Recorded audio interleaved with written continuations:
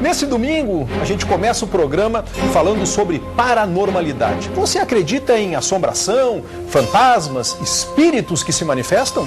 Olha, o que eu sei é que tem um casal de gaúchos que não só acredita, como se dedica a buscar esses fenômenos paranormais. Confira aí.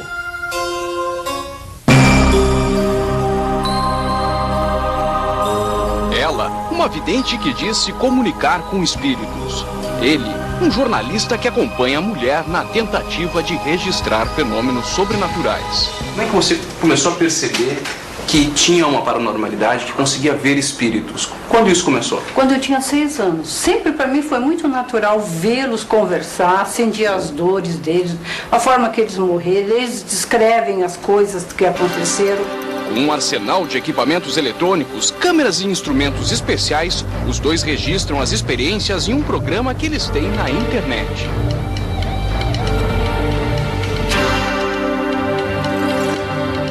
Eles descrevem as coisas que aconteceram. Para mim sempre foi muito normal isso.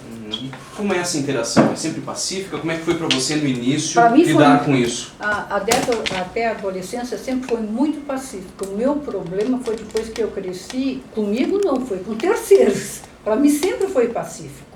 Todos que vieram para mim, mesmo revoltados, como tem uns que vêm, ou perdidos, não importa, eles não têm agressão.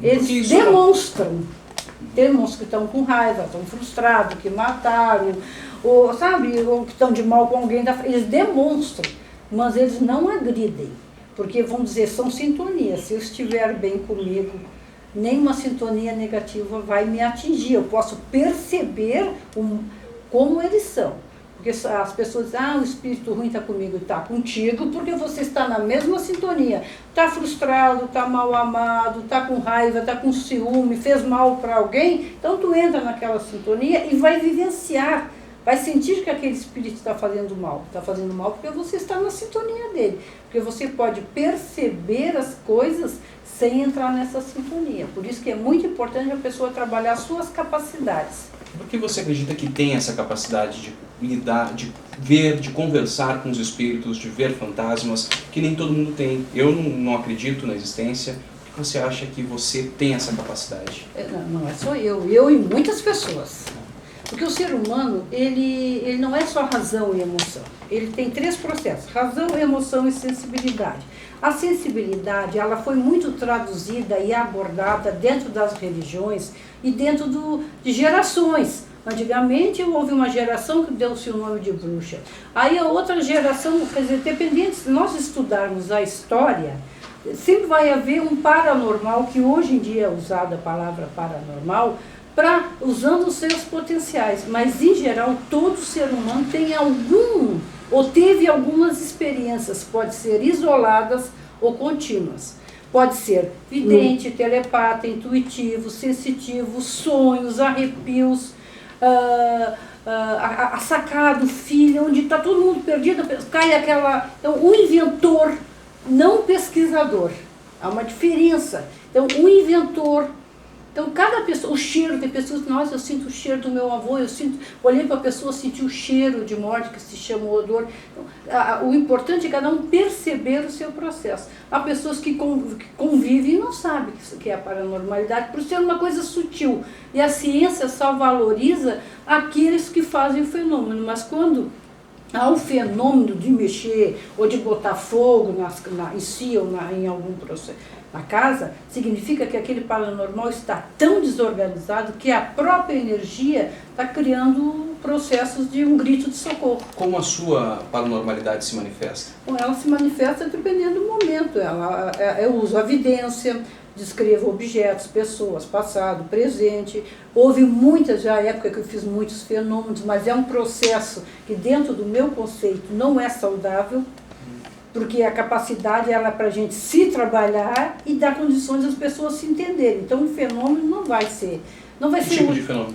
Eu já quebrei uns óculos, derreti uns óculos na mão, já mexi em situações, então muitas pessoas fazem isso. Você consegue reproduzir isso? Não, só é natural. O processo, isso que é o importante, que os racionais criam criam esse processo, então me mostra. Não, tem que conviver para perceber, para ver um processo ou outro. O vidente é mais fácil, porque ele já descreve. Por isso que toda pessoa que tem a sua capacidade precisa muito uma estrutura emocional e conhecimento. Não é a hora que eu quero e do jeito que eu quero. Como é um processo natural, ele flui naturalmente, independente. E o que acontece com as pessoas? Então me mostra, eu quero ver. Então começa aquela pressão e toca no ego do paranormal, e o paranormal vai querer mostrar e muitas vezes se perde. Então há certos processos que são naturais, independe da hora e do querer. Eu sempre digo, fenômeno independe da hora e do querer. O vidente, o telepata já tem um processo mais tranquilo. Agora, neste momento aqui, tem alguma coisa se manifestando na sua paranormalidade? Você está vendo algo? Ah, sim, eu estou vendo. Eu sempre vejo pessoas, situações ligadas a pessoas próximas a mim. Eu diria assim, próximo a esse menino aí. Nosso operador de áudio. Comigo não, né? O pensamento tem que ser comigo não. Mas tem, porque vocês têm parentes O que está acontecendo com ele, por exemplo? Eu percebi. Na família dele tinha um senhor que fazia muito diferente. Mas então, Rosa, assim como eu estou te contestando, deve ter muita gente que contesta, que não acredita. Como é que é? Já me trouxe problemas essa evidência? Já me trouxe problemas, já me trouxe coisas boas e eu não me incomodo contestar. Porque às vezes eu falo para as pessoas, elas levam 2, 3 dias para identificar, depois elas ligam e dizem para mim, sabe aquela pessoa que tu falou? É tal pessoa. Então, a gente convive com as pessoas, nós não temos a necessidade de mostrar que eu sou vidente. Eu uso a evidência, eu não preciso. Por tudo que eu já fiz, por tudo que já existe a meu respeito, eu não preciso mais da autoafirmação? Da autoafirmação, nem que as pessoas me aceitem. Não é um processo, você é obrigado a me escutar, você é obrigado a me aceitar. É independente, quem quer ouve, quem não quer, segue o seu caminho. E as pessoas vão identificando e a gente vai dando informações. Quando as pessoas não passam mais informações, a gente vai passando. Mas a necessidade de mostrar, para mim já passou. E eu gosto que as pessoas não sabe, me faz bem. Eu não acredito. Desafio? É um desafio. E como é que essa evidência se transformou nessa caçada aos fantasmas e num programa de televisão? Como é que isso evoluiu? Evoluiu porque nós íamos muito a lugares, nós somos convidados quando tem fenômenos, quando tem coisas para nos levarem. E nós tivemos vários programas de TV e de rádio que nós atendíamos as pessoas. Então, o que acontece? Esse atender as pessoas começou a mexer com a nossa curiosidade, que o João disse, vamos fazer. Porque como nós temos no YouTube, vários tipos de programa, então nós começamos a direcionar, mostrar o quê? A nossa proposta é mostrar que existe o espírito, as emoções, as coisas desorganizadas, pode ser comprovada de alguma forma, acredita quem quer, acredita quem não quer, há um respeito, entendeu? Porque, vamos dizer assim, e esse respeito a gente passa para ser respeitado, e nós criamos isso e o João foi investigando, foi procurando aparelhos para que comprovasse, entendeu? Que desse também o respaldo, né? Respaldo necessário. É um respaldo diferente, assim, porque, quer dizer, que a Rosa em si,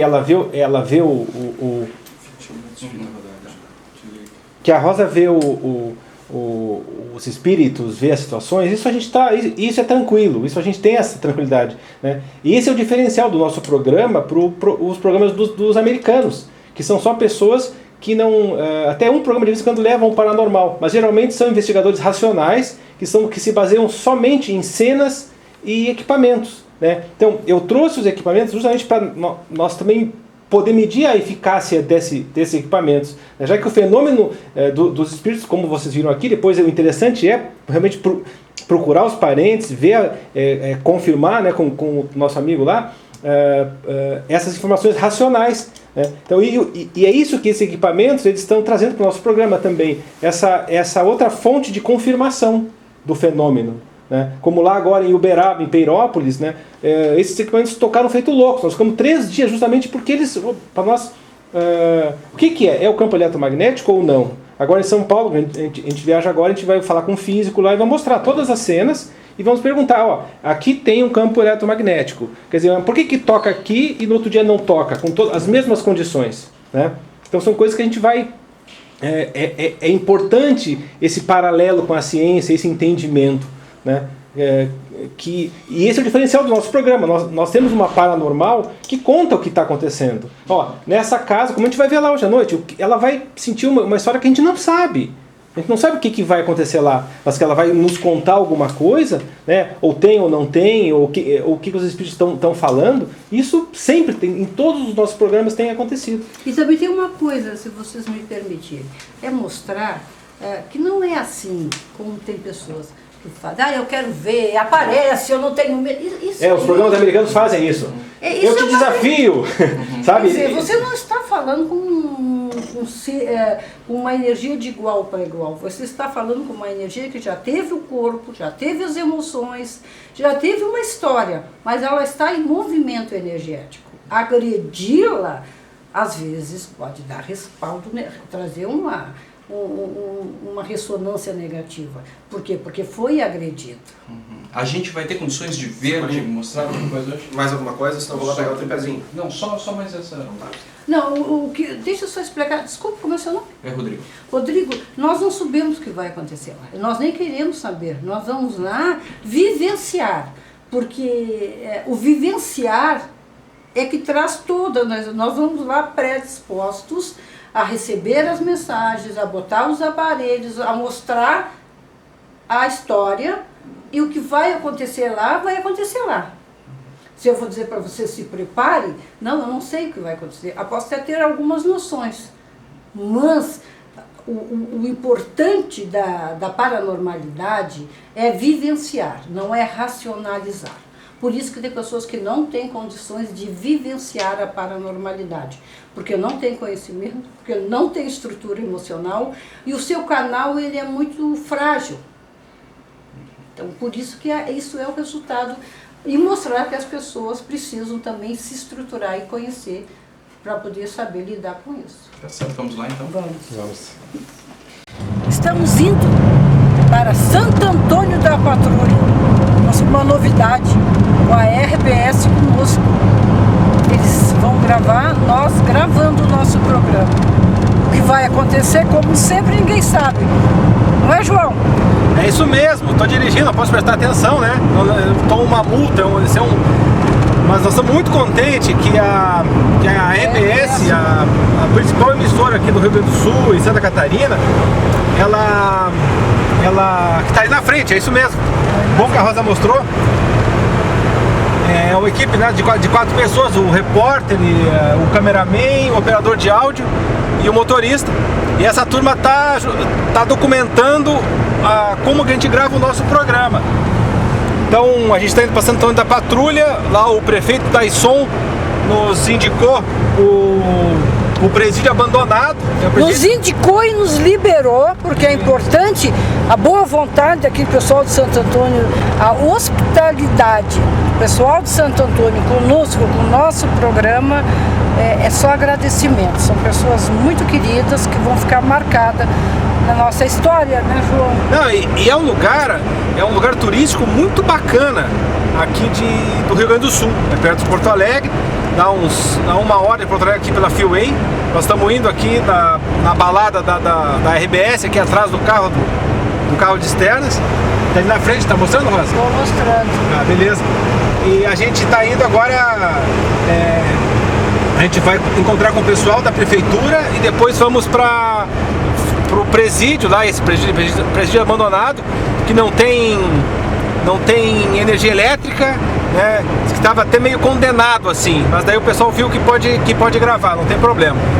Então, e a gente vai fazer umas entrevistas, né? E estamos chegando a Santo Antônio da Patrulha novamente. Com paciência, sem saber o que nos espera, claro, com uma expectativa, porque até a gente pega a expectativa de quem está conosco, mas é aquela história, vamos ver o que vai acontecer. É comandado, dirigido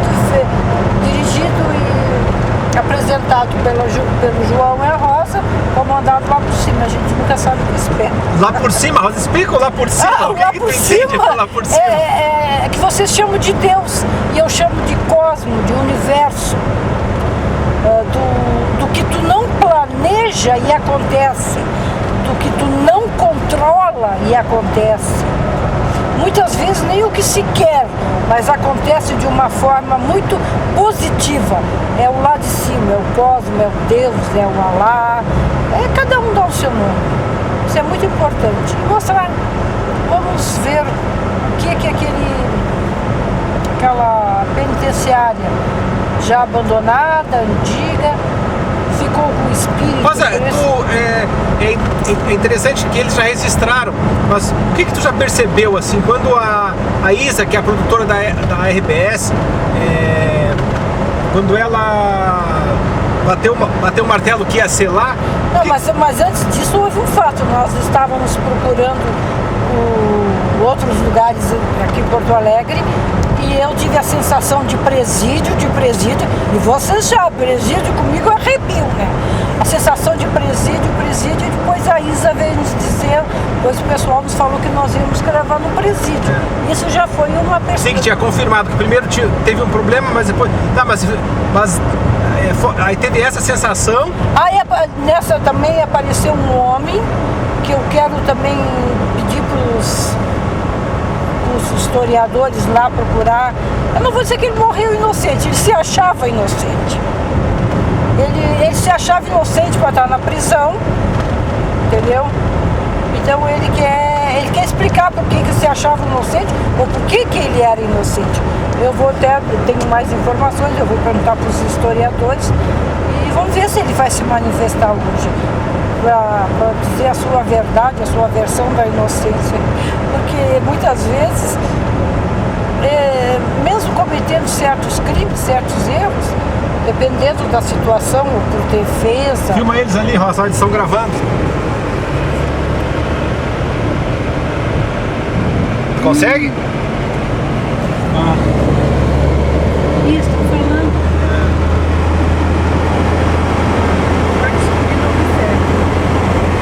Ficou esse passado rápido? Tá filmando ele. É isso aí, gente. Vamos ver.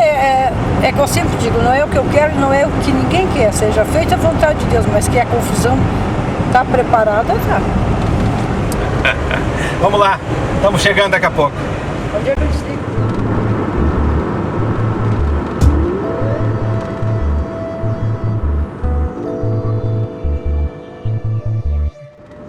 Olá, internautas. Voltamos a Santo Antônio da Patrulha com novidades para mostrar a vocês hoje à noite o presídio abandonado antigo da cidade. Vamos lá.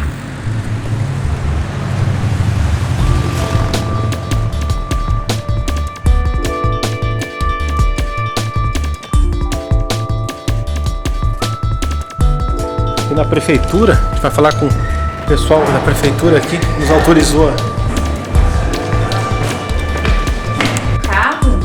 Já, claro. Vai ficar melhor. Leva a caixinha do trabalho. Imagina. Te esqueça também. Obrigada. Tchau, gurias. Gostaram do vídeo que a gente fez? Sim. Ficou bom, né? Que bom, que bom.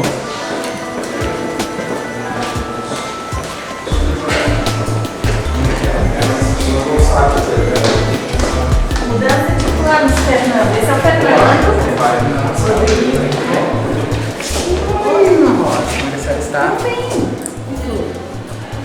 Tudo bom, cara? Mas o passeio aqui noturno. Vamos ali no presídio por causa que eles querem pegar a qualidade. Vamos fazer. Tá. Aham. E tem muita história, assim, as pessoas relatam coisas sobre... Rapadura? Olha, são os produtos daqui, Produtos daqui. O povo é muito hospitaleiro. Para nós sempre foi turístico, né? O povo está preparado para receber as pessoas de braços abertos, com uma simpatia. Não deixe de vir aqui. Então a Vivi conseguiu contatar ela. É que ela é a viúva do antigo diretor. diretor, É, a viúva entendeu? do E antigo como ela era diretor. professora, né, do município, Ela era vai professora ter essas- aposentada, ela ia pra lá e dava aula pros presos. Nossa, que maravilha. E ela que vai dar esse depoimento. E ali tem algum relato, assim, de Vocês coisas também vão sobrenaturais? Alguma vez se contou? As pessoas comentam na cidade? Não tem alguma coisa? Não temos conhecimento. Os relatos de coisas sobrenaturais que a gente tem lá na lagoa, de uma noiva que aparece lá na lagoa e no cemitério também. Assim, mas no presídio, sim. Mas a Dona Rosa vai sentir isso. Nós vamos lá ver. Qualquer coisa a gente dá uma passadinha no cemitério, não custa nada.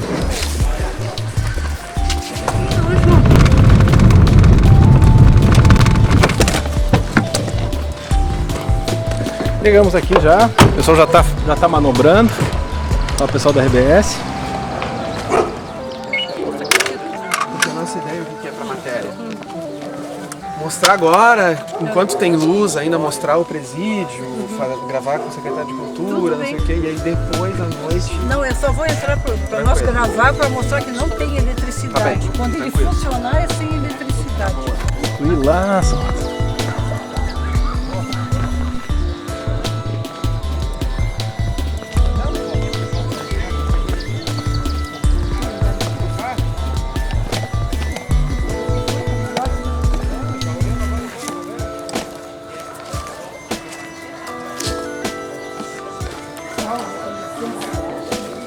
Viu, Rosa? É bom nós entrar com eles, viu, Rosa? Até pra eles ver que não tá... Sabe? Eles deram uma guaribada. Olha só.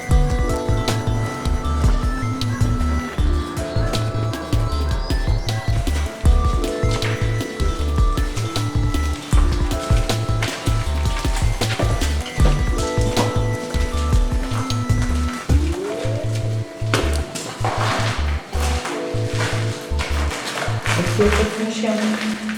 Hã? Ele está se mexendo. Ai, tem tantas músicas aqui. Nós não viemos aqui, nós viemos mostrar o sofrimento. Nós não viemos jogar vocês. Só estamos aqui. Né? Tem uma felicidade.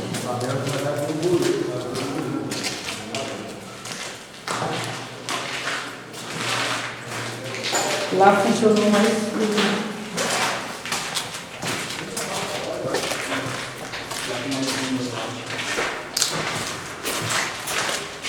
Ah, já estão em obras algumas coisas, né? Hoje faz tempo já. Aqui, ó, tem umas... Não é das 10. Faz tempo, né? Tem 10 de abril. Quanto tempo já está desativado? Faz muito tempo. Não sei nem se precisar, sempre faz tempo. É? Não sei se não.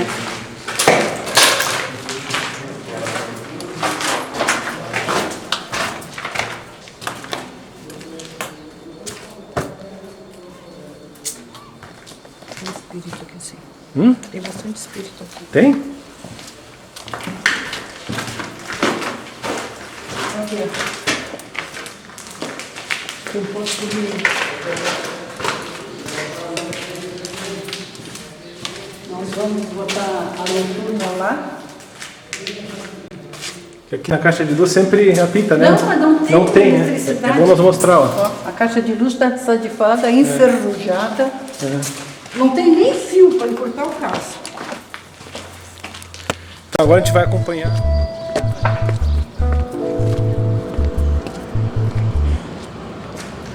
Teve a situação de o cara fugar e dar um tiro num agente, né? Teve de pular o muro ali atrás. Não sei se tem acesso, se vocês têm como chegar ali. Tinha duas guaritas, uma primeira guarita, depois foi feito mais outra guarita. Teve situação de colega levar choque aí, né, na eletricidade lá atrás, sabe? E aqui era as partes, né, do pessoal do regime semiaberto, era mais aqui e o fechado para a esquerda. E tinha a salinha também lá no fundo, bem lá no fundo tinha a sala do castigo também. Só que quando eu trabalhei já não tinha mais acesso lá para dentro, só o agente. Então eram criminosos como se de Soares, ou eram criminosos estupradores, violentos? Teve situação de preso aqui de periculosidade alta, sabe? Ah, sim, sim. Só que quando foram vendo ficha, né, então tirava daqui que o presídio aqui não é um presídio de segurança máxima. Aqui ficava um policial na frente e o outro atrás, então revezava, né? No horário do pátio, um ficava, porque deu fuga, né? Um ficava nos fundos e o outro ficava em cima na guarita. E aí depois ele foi desativado até porque a brigada mesmo, né, devido à precariedade aqui do prédio, começou a fazer documentação e mandar para o Ministério Público isso, que não tinha mais condições, até mesmo higiênica para eles, né? Isso aí a gente via rato aí que eram uns uma família. Uma capivara. É, uma capivara tão grande. Eu vou descrever ele porque ele apareceu para mim. Então, foi o que me trouxe aqui. Não, eu vou dizer uma assim. Ele tinha pouca barba e, tipo, morreu jurando que era inocente. E assim. Pois é, esse homem teve preso nessa cela.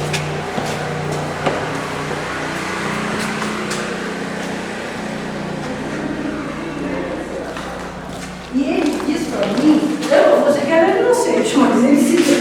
Não, eu até acredito que possa ter sido inocente, né? Porque também tem várias situações, né, da própria justiça também. Que às vezes pode errar, né? Porque a própria polícia. Ele era moreno, mas ele não tinha barba como o João e o senhor. Ele tinha não é como que fosse índio, mas era mais moreno e não tinha tanta barba cerrada assim. Aqui assim era mais liso. Tinha um assim, mas decapado, mas o Tago ficou preso aqui. Pois é, esse homem ali, ele aparece para mim, só sabe a história dele, porque é por causa desse corpo. Ele me trouxe aqui. Lembra o nome dele? O pastor identifica ele. Até sim, se tiver uma foto e... Não, mas esse homem que eu estou escrevendo... Não, teve, eu vou dizer assim, um senhor de idade, né, aparentando, sei lá, uns 50 anos. Isso aí, mesmo. Ele tinha um senhor que era decapado na canoa. E ele dizia, aqui tinha pouca barba. Ele não era barbudo, né? Não era. Não usava barba. Isso mesmo. Vamos lá pra fora que tá com pouca luz aqui. O pessoal tá... Ó, Rosa. Ali era uma guarita, ó. Lá era uma guarita onde está aquela árvore e lá tinha outra, lá no canto. Bem aqui, ó.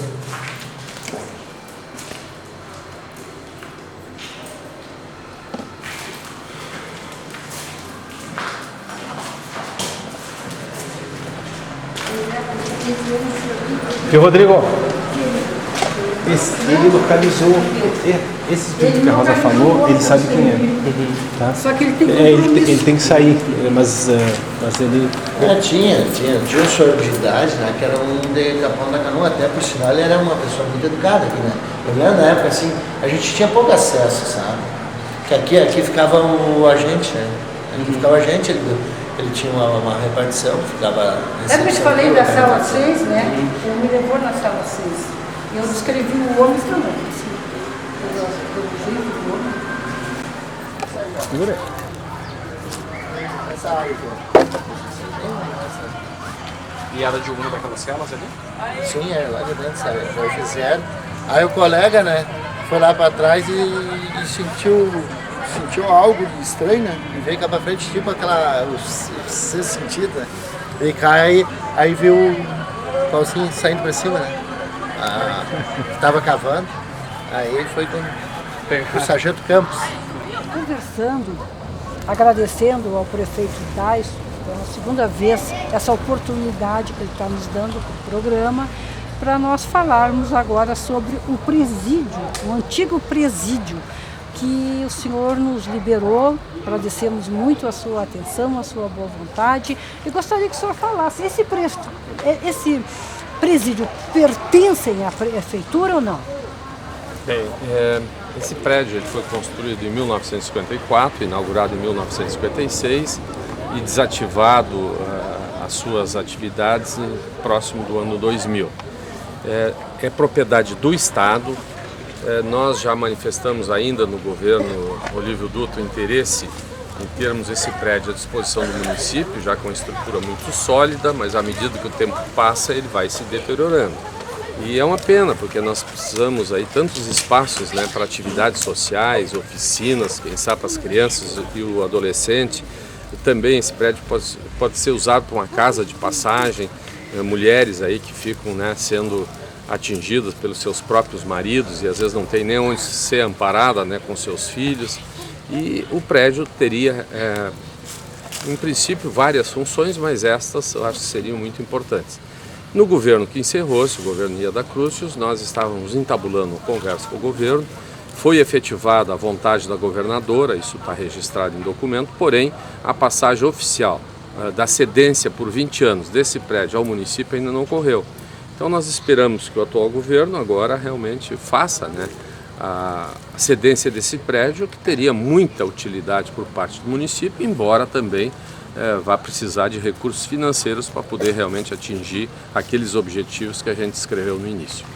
E acredito que o senhor batalhando, o senhor consegue, porque a sua intenção e a intenção do governo também é não deixar isso perdido. O senhor me desculpe, isso aqui está perdido, né? Ele já cumpriu a missão dele. Agora precisa reformular até mesmo as energias desse ambiente. E isso, com a sua proposta, vai ajudar muito a transformar essas energias, a usar esse espaço muito bem usado. Agradeço ao senhor prefeito, agradeço o pessoal de Santo Antônio da Patrulha, que é assim, a hospitalidade, a abertura. Muito obrigada a vocês daqui de Santo Antônio da Patrulha. E a gente espera, né, que a RBS no Teledomingo realmente dê uma imagem também do trabalho de vocês, que eu acho que é um trabalho realmente onde existe a verdade, né, nos fatos contados. Isso deu para ver já em alguns exemplos, né, que é o caso do nosso cemitério municipal, a própria prefeitura, e agora, evidentemente, que o programa deverá contar também a história, né, dos presos, nesse presídio aqui, que chegou a uma lotação superior a 60 presos. Né? Então, 60 presos? 60 Olha presos, só que né? interessante. Então, ele foi até desativado por já não se comportar mais, né, o número de abrigos necessário, porque era um presídio que envolvia não só o município de Santo Antônio, mas também presos de localidades mais próximas, e hoje nós temos um presídio estadual, regional, em Osório, né? Então esse prédio realmente está desativado. E à medida, repito, que o tempo passa, ele cada vez, né, se desagrega mais, enfim, a cobertura já tem que provavelmente refazê-la toda ela, mas são prédios, é um prédio com paredes muito sólidas. Não deixa de ser também um museu, porque aqui ainda tem as celas, né? Celas, impressionante. Dá para olhar as celas e ver como é que era o sistema carcerário. E isso raramente uma criança e um adolescente tem a oportunidade de conhecer, né? E então, às vezes um comportamento inadequado, ou às vezes até injustiça existem, né? Fazem com que a pessoa seja realmente um apenado e seja preso, né? E isso aí é a história de Santo Antônio também, até o ano 2000. Gente, o presídio Santo Antônio da Patrulha pede socorro, me transforme de um presídio para alguma coisa útil. Não é, prefeito? É isso mesmo. Muito obrigada. Muito obrigado. Então, qual é o seu nome completo? Luciano Soares Silveira. Certo. E você autoriza Autorizo. Usar sua imagem no YouTube do nosso programa? Autorizo. Certo. Qual é o seu nome? Vilmar da Silva Boeira. Vilmar? Vilmar da Silva Boeira. Vilmar da Silva Boeira. Isso. Certo. E você autoriza usar sua imagem? Autorizo. Seu nome completo? Ronaldo Machado Santos. Ronaldo Machado Santos. Tá. E você autoriza usar sua imagem no nosso programa? Sim. Certo. E agora o chefe. E agora o chefe. Érico da Silva Gonçalves. Érico da Silva Gonçalves. Érico da Silva Gonçalves. E você autoriza usar sua imagem no nosso programa? Não dá nada. Tá certo. Não dá nada. O tio já é freguês da casa. Deus da época. Nosso programa é para isso, é para conversar, para mostrar. O nosso amigo aqui estava conversando, contando coisas muito interessantes. Não, é. Fale sobre o eu me lembro quando eu era pequeno, não sei se era tipo 10, 12 anos, que o pessoal tinha um futebol aqui fora para jogar com os presos aos domingos, né? Que eles tinham aos sábados e domingos, até o irmão do nosso amigo Dinho ali. Jogava futebol também. E eu frequentava, e aí eu almoçava com os próprios presos, fazia o almoço ali, né? E aí eu almoçava, eu era pequeno, tinha 9, 12 anos. E almoçava pra vezes jogar bola e ficar ali pra almoçar, as comidas muito bem feitas, pessoal. Cheirosa comida? É, bem temperado, eu gosto de comida temperada. Apesar de ser os presidiários, eu nunca tive. Pra mim, uns caras bons na época. Sim, eles estavam cumprindo, pagando claro, a pena. até porque eu acredito que os perigosos não ficavam soltos fazendo comida, eu acho que os perigosos ficavam na cela. Sim. Eu tinha contato com o céu do tanto era crime pouco, eu colocar tudo comigo pra estar fazendo comida e coisa. Mas eu não tenho nada pra falar. Isso é uma curiosidade para os nossos internautas. Houve muito motim, muita fuga, ou as coisas aqui eram um presídio pacífico? Não, fuga dava. Dava fuga? Dava fuga. Até deu uma vez, né? O cara eu quero contar bem direitinho a fuga. Eles fizeram o túnel e tá saindo ali perto daquela árvore ali, né? A gente viu, né? Aí mas o soldado conseguiu ver na hora e conseguiu evitar a fuga. Eles tinham feito um túnel ali, aí conseguiram evitar a fuga, mas dava, não. Sair briga de policial com preso, nós via seguido aí, né? E eles com eles mesmo? Dava, não, deu até preso, faqueado, gravado vezes. Dava, então não, mas, as assim, coisas não são tão bonitas. Não, dava. Briga entre eles mesmo dava, não, isso aí dava. Eu não ouvi daqui, porque dava. Inclusive saiu até uns faqueados uma vez. O barraco ele uma vez, tal do barraco. Mas aí você já era da turma perigosa, né? Era mais novo assim. Mas deu na rua. Eu fui guri, com 14 anos, de jogar todo sábado e domingo com os presos. Então a gente tinha uma amizade bastante. Tinha uma amizade bastante grande com eles. E eles contavam por que estavam ali ou eles não? Alguns deles até falavam, mas o problema deles não era tão grave, porque senão o agente não ia largar esses presos perigosos lá jogar com nós. E inclusive teve 2 ou 3 deles que disputaram o campeonato municipal com a autoridade da juíza para eles disputarem no campeonato. Hoje, não sei, eu era criança, não sei dizer o nome desses 3 presidiários que disputaram um campeonato dentro do clube Paladino que hoje eu comando. Eu era gurizote e a gente se lembra porque eu vinha jogar ali e a gente teve 3 jogadores presos e eles para jogar, sair do presídio aos domingos para jogar a partida oficial ali no bairro. A juíza dava autorização, eles iam jogar e voltavam para o presídio. Olha só. Morava em Itapera, conhece Itapera? O presídio acabou, as pessoas, os presidiários, cada um foi para o seu lado, o prédio continua aqui. Tá aí. E as pessoas que moram continuam contando a sua história. Então significa que isso não morreu. A história não morreu. É por isso que eu estou aqui, para ver como é que ficou, como é que era, como é que está, qual foi o andamento. Porque fica, as pessoas falam muito, não é o fantasma que fica, são as energias das pessoas que viveram ali dentro. Alegria, sofrimento, raiva, ódio, não cabe a nós julgar, cabe a nós chegarmos ali e vivenciar. Não é assim. As pessoas têm que tirar um pouquinho os preconceitos de tudo na vida. Se foi preso, né? Mas pagou, não sei se pagaram a pena deles. Se pagaram, se reciclaram ou não, não cabe nós fazer críticas ao julgamento. Mas que ali tem uma história até tem. E sim, olha. Agora nós vamos eu vou deixar o cartão para vocês, hein? Vai entrar no site para ver? Isso, Eu vou abrir ali então o local para vocês. Gente, obrigada. Muito obrigado, hein? Alô? Obrigada.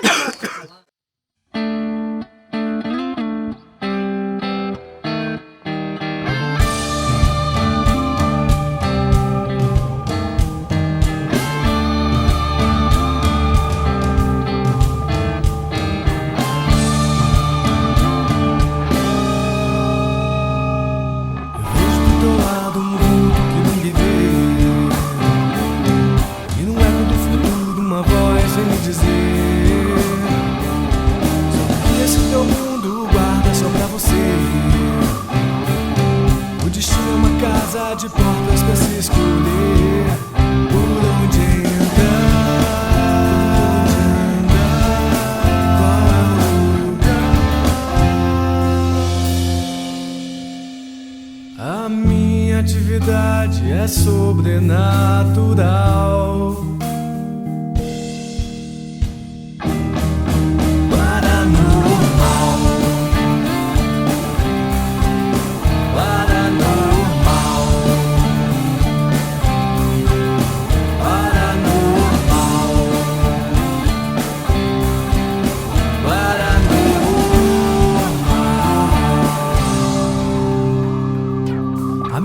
Mostrar a luz e de onde ela vem, e a ajuda vem de almas que moram no além. Não me meto no curso natural da tua vida, só lhe digo que está traçado e quais são as saídas pra se analisar, pra entender. A minha atividade é sobrenatural.